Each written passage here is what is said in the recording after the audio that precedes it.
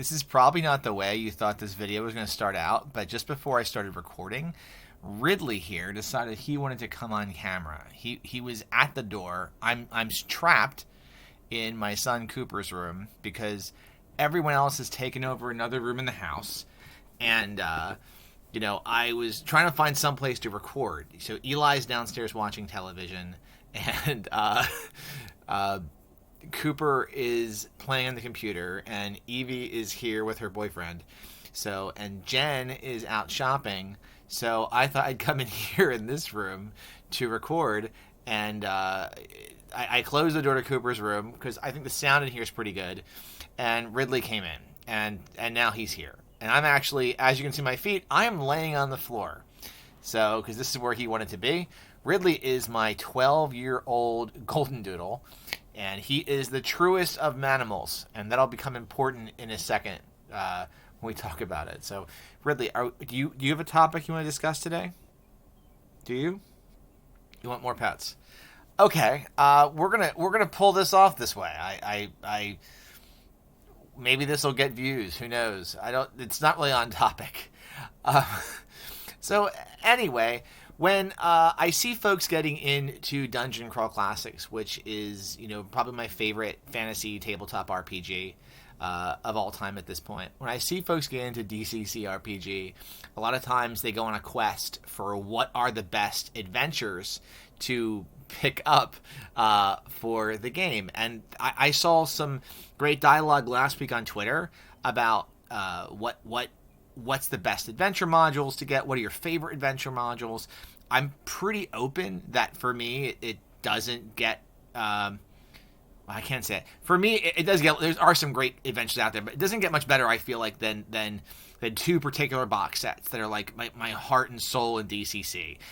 One of which is an adventure, and that's Peril on the Purple Planet, and now he's getting up. So there he goes. Peril on the Purple Planet. We're just going to finish this video here.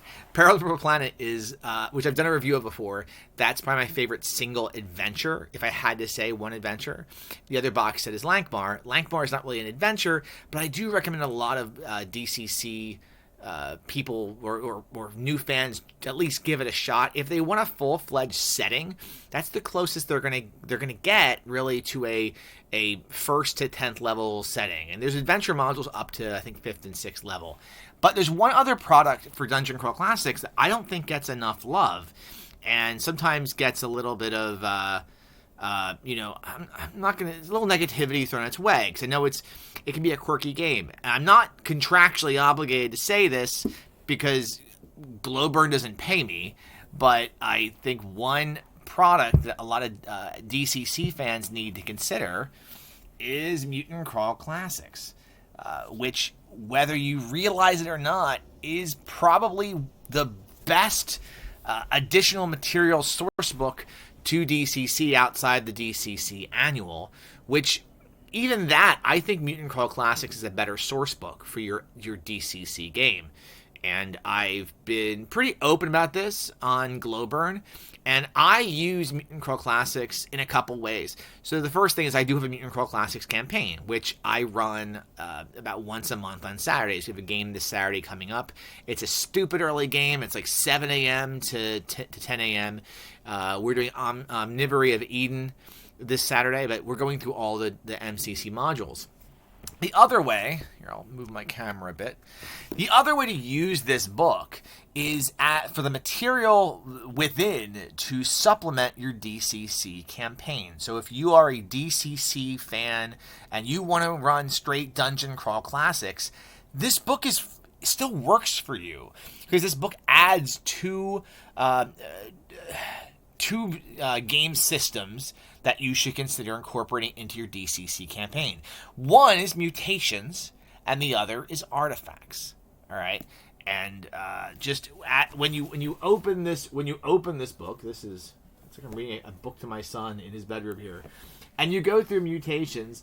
I think mutations hold up well enough on their own that the mutant, the manimal, those two classes, and maybe the Plantient, they fit fine in your DCC campaign.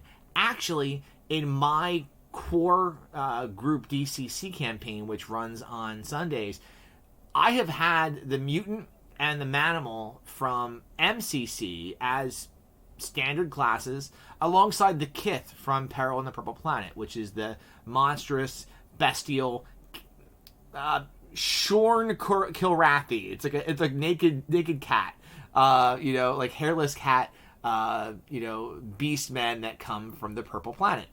I've used these classes as standard classes in my DCC game. And I gotta say, having run DCC merged with MCC since this came out, I've never seen any overpowered mutants in my games. Or yes, you can sometimes have a situation where you have a character roll great mutations, and they might be a little more powerful than other characters at the table. But no more so than if you had a wizard with an 18 intelligence and some really great physical stats that can spell burn a lot. Or alternatively, no more so than a thief with a really high luck. Mark Plord runs a thief with a really high luck in my Lankmore game, and it is freaking bonkers how much crap he can do, and he never has to go carousing. So I definitely think this is something, as a new DCC fan, if you're just getting into the game, consider picking up this book. Even if you don't ever plan on running Mutant Crawl Classics, you're not going to any limit to how much coolness you can find within this book. Whether it's the monsters in the back, whether it's the mutations, and then the artifacts. The artifacts in this game really do give you some pretty cool tech that you can throw in your campaign. You could steampunk this crap if you don't want to run MCC or you don't want to run these as like artifacts of the ancients. You could very easily just go ahead and say that you can make this steampunk stuff. That phaser pistol, call it a Gauss phaser pistol or something. I don't know. You can find some way to use this, and you can call the power cell something else, like Babbage drives, whatever you want to do. The thing is that you can cherry pick the book if you want for stuff. I've really enjoyed doing it, and this is something out there I think needs more love, and we share the love with it on the Glowburn podcast, and I will never stop talking about how much Mutant Crawl Classics has expanded my DCC gaming. So that's the topic for tonight, and the topic is over. Short one tonight. So tomorrow, going to be doing some book reviewing, and I'll be back for that. More of a review. I think we're going to be talking the Witcher series, because I'm reading the Witcher series right now, and I'm on like the 4th or 5th book, Tower of the Swallows. I did Baptism of Fire last week. So I'll talk a little about the Witcher series and my thoughts on that. But if you have any uses for MCC outside of just running MCC, or if you've used it in your main campaigns, put some comments below, and we'll have a chat about MCC in your Dungeon Crawl Classics gaming. All right, that's all I got. Ridley, are you coming back? Ridley. Let's see if we come back. Come on. Come here, Ridley. Come here. Come say goodbye. Come here. Do you want to come say goodbye? No? Well, come here. Come here. He's not going to do it. He's over there. Say, he's just like, screw you living for Crit's channel. I don't know what to tell you. I guess y'all should have offered him a treat or something. But with that, play nice, kiddos and friendos. I will see you tomorrow.